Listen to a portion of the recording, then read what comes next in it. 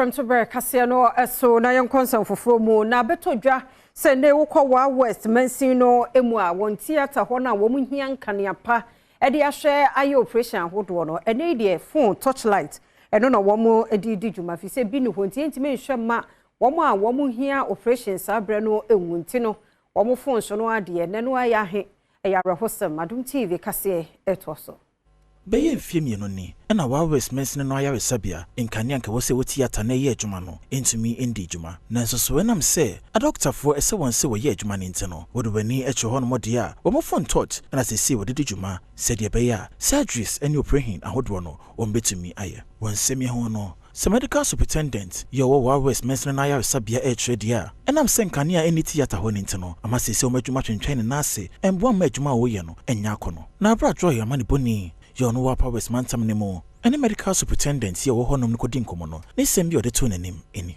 Permit me to say that it's only one that we have. Ideally we should have had an overhead one and then a standing one, but we've had a standing one for the years now, and unfortunately that only one that we had also broke down. It's really affecting service because the lamp is the second eye for us, for both the nurses and the doctors when you are doing an operation. You have your own eyes, but when you are operating and you go into a cavity, a body cavity, you will not be able to see clearly. And it's like walking in the night without a torchlight.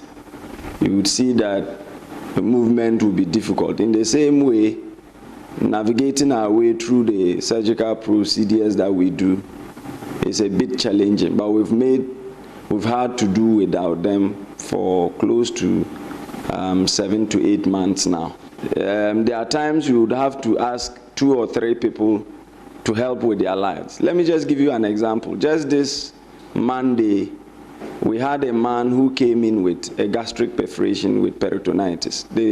In layman terms, a hole in the stomach. And we needed to close the hole to avoid the contents from the stomach from leaking out into the entire cavity. And I had to use 2 lights, one on one side and another on another side, phone lights, to be able to see clearly and continue with the procedure. God being so good, we're able to do it with the experiences that we've had and the commitment of the staff that we have. We are able to do, but it's really challenging.